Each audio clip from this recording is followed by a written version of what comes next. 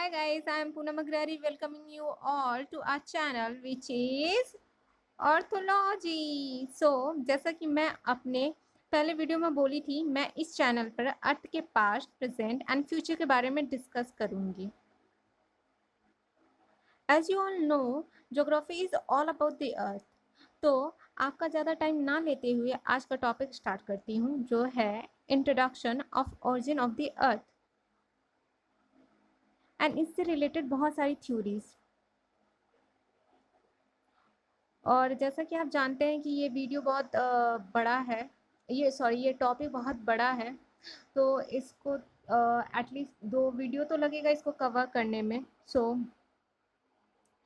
मेरा next video जो है वो 2 दिन बाद आएगा, फिर ऐसे ही जैसे ये वीडियो 2 दिन बाद आया है मेरे प्रीवियस वीडियो के। तो आपका ज़्यादा टाइम ना लेते हुए अब हम इस टॉपिक को स्टार्ट करते हैं। तो हमारे हेवन जो सोलर सिस्टम है हमारा, और एंड अर्थ के फॉर्मेशन के लिए, हमारे सोलर सिस्टम और अर्थ के फॉर्मेशन के लिए जो कॉन्सेप्ट दिया गया था, उसके लिए बहुत सारे हेवनली बॉडीज, मतलब साइंटिस्ट ने बहुत सारे हेवनली बॉडीज़ को रिस्पॉन्सिबल बताया था। उसके बेसिस पे, नंबर ऑफ हेवनली बॉडीज़ के बेसिस पे इसको 3 ग्रुप में डिवाइड किया गया है। मतलब हमारे सोलर सिस्टम एंड अर्थ के ओरिजिन के बारे में साइंटिफिक कॉन्सेप्ट 3 ग्रुप में डिवाइड किया गया है। पहला मोनिस्टिक कॉन्सेप्ट है, जो कि 1 हेवनली बॉडी के बारे में बोलता है। ठीक है, मोनिस्टिक कॉन्सेप्ट जिसमें 1 हेवनली बॉडी इन्वॉल्व है। फिर दूसरा है डुअलिस्टिक कॉन्सेप्ट, जिसमें 2 हेवनली बॉडी है। Binary concept, more than 2 heavenly body इसमें है। पहला कॉन्सेप्ट क्या है? गैसियस हाइपोथेसिस ऑफ कांट, जो कि 1755 में दिए थे कांट ने। और ये एक मोनिस्टिक कॉन्सेप्ट है, मतलब इसमें एक हेवनली बॉडी है। और उनका बुक था the general natural history and theory of haven, जो 1755 में ये बुक भी इन्होंने पब्लिश किया था। और एक चीज़ और इसमें नोट कर लीजिएगा कि जो इनका थ्योरी था, जो इनका हाइपोथेसिस था, ये बेस्ड था न्यूटन के ग्रेविटेशनल लॉ पे। ओके, इंग्लिश में भी मैं बोल दे रही हूँ, based on sound principle of Newton's law of gravitation and rotating motion. Okay, और और इन्होंने नेबुला का बात किया था। ठीक है, नेबुला, वो हेवनली बॉडी को नेबुला, एज अ नेबुला बोले थे। ठीक है, ज़्यादा डिटेल में मैं नहीं जाऊँगी। अगर मैं ज़्यादा डिटेल में जाऊँगी तो वीडियो ज़्यादा लंबा हो जाएगा। ये हाइपोथेसिस और थ्योरी में क्या डिफरेंस होता है? हाइपोथेसिस मतलब वो जिसको वो प्रूव ना कर पाए हों, कि हाँ, मतलब कुछ कमी रह गई हो उनके उस कॉन्सेप्ट में।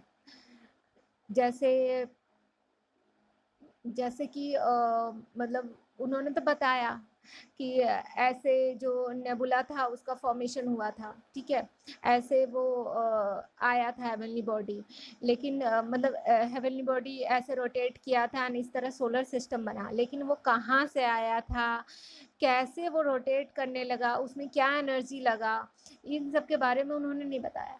इसलिए इसे हाइपोथेसिस कहा गया, ना कि theory. Okay, hope you guys understand. अगर आपको डिटेल में ये वीडियो चाहिए और भी, तो मुझे प्लीज़ कमेंट करना। ठीक है, अब next, nebular hypothesis of Laplace. ये कब दिए थे?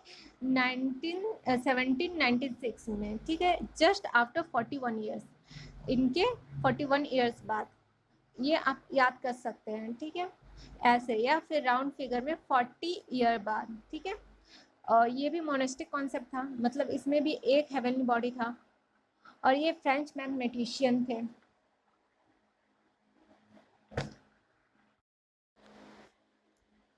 लेप्लास का भी जो कॉन्सेप्ट था उसको थ्योरी नहीं कहा गया, क्योंकि ये नेबुलर हाइपोथेसिस ही कहा गया, क्योंकि उन्होंने भी प्रूव नहीं, ये भी नहीं प्रूव कर पाए। बट हाँ, कांट से बेटर था उनका जो हाइपोथेसिस था, कुछ चीज़ें इनमें प्रूवन थी। इनके में क्या कमी था कि ये डिस्क्राइब नहीं किए कि सोलर सोर्स ऑफ ओरिजिन क्या है नेबुला का, और इवन ये नहीं बताएं कि ये 9 रिंग्स ही क्यों बने, मतलब हमारे सोलर सिस्टम में जो 9 प्लैनेट्स है उनका ही क्यों 9 रिंग्स ही क्यों बना, क्यों नहीं ये 8 या फिर 10 हुआ, 7 क्यों नहीं हुआ, ऐसे इसका कोई वो रीज़न नहीं बता पाए, ठीक है। और इन्होंने कहा था कि जो नेबुलर हाइपोथेसिस में अकॉर्डिंग टू नेबुलर हाइपोथेसिस कुछ सैटेलाइट जो हैं अपने प्लैनेट के ही डायरेक्शन में मूव करते हैं, बट जुपिटर एंड सैटर्न का जो सैटेलाइट है वो उसके अपोजिट डायरेक्शन में मूव रोटेट कर रहा है, ओके। तो इस तरीके से, बट इसका इस थ्योरी का आउटकम, इस हाइपोथेसिस का आउटकम ये रहा कि ये जो था ये मोस्ट एक्सेप्टेबल एक्सप्लेनेशन था उस टाइम का, ठीक है, क्योंकि इसमें एक्सप्लेन किया गया था layer structure of the earth interior, okay. अब next planetesimal hypothesis of T C Chamberlin and Forest Moulton, इसको कैम्बरलिन भी पढ़ सकते हैं एंड लर्न करने के लिए चैम्बरलिन, मतलब स्पेलिंग मिस्टेक ना हो तो उसको चैम्बरलिन भी पढ़ सकते हैं एंड इसको कैम्बरलिन ही पढ़ा जाता है। Both belongs to university of Chicago, ये लोग शिकागो की यूनिवर्सिटी से बिलोंग करते थे। ये पहला डुअलिस्टिक कॉन्सेप्ट था। डुअलिस्टिक कॉन्सेप्ट मतलब टू हेवनली बॉडी, ओके, जिसमें टू हेवनली बॉडी ये इन्वॉल्व हो।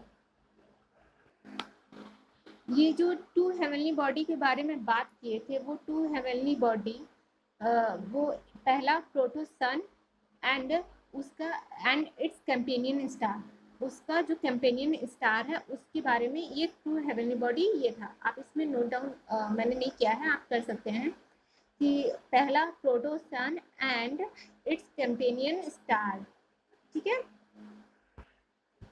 And next Jean and Jeffrey का टाइडल थ्योरी, ठीक है। जीन ने 1919 में ये दिया था, ये भी डुअलिस्टिक कॉन्सेप्ट था। जीन ने 1919 में अपना अपना कॉन्सेप्ट दिया था, अपना थ्योरी दिया था, टाइडल थ्योरी, एंड जेफरे ने 1929 में दिया था। सॉरी, ये डुअलिस्टिक कॉन्सेप्ट दिए थे, जीन डुअलिस्टिक कॉन्सेप्ट दिए थे, दोनों ब्रिटिश साइंटिस्ट थे, और जेफरे ने इसे मॉडिफाई करते हुए बाइनरी कॉन्सेप्ट दिया था, ओके।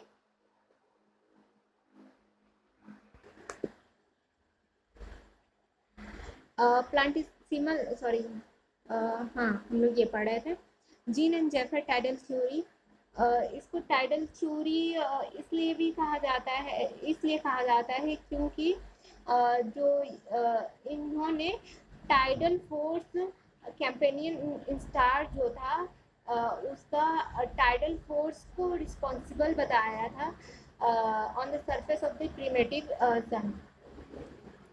सबसे ज़्यादा इम्पैक्ट पड़ा था टाइडल फोर्स का, ठीक है, कंपेनियन स्टार के प्रिमेटिव सन के सरफेस पे। मुझे लगता है कि आपको ये जो टाइडल थ्योरी था, ये देखिए यहाँ पे हाइपोथेसिस के बाद ये पहला थ्योरी था, मतलब ये प्रूवन था। तो मुझे लगता है इसको थोड़ा सा डिटेल में मैं आप लोगों को समझाऊँ इस थ्योरी को तो ज़्यादा अच्छा होगा। इसके लिए मैं आज का वीडियो यहीं पे ख़त्म करती हूँ, और नेक्स्ट वीडियो में मैं जीन एंड जेफरे के टाइडल थ्योरी को आपको और अच्छे से एक्सप्लेन करूँगी, ठीक है। एंड और बाकी अगर टाइम मिला तो मैं अदर जो थ्योरीज हैं उन सब के बारे में भी बताऊंगी, बट मुझे लगता है यहाँ से थोड़ा तो डिटेल्ड वीडियो होना चाहिए जिससे समझ में आए। ये तो मेरे लिए है क्योंकि मुझे पता है सब कुछ, but for my viewers I don't think कि मुझे इतना भी ज़्यादा शॉर्ट में प्रेजेंट करना चाहिए या बनाना चाहिए वीडियो। तो यहाँ से मैं थोड़ा सा डिटेल्ड करूँगी अपने अदर वीडियोस में। आज के लिए इतना ही। Thank you so much for watching my video, and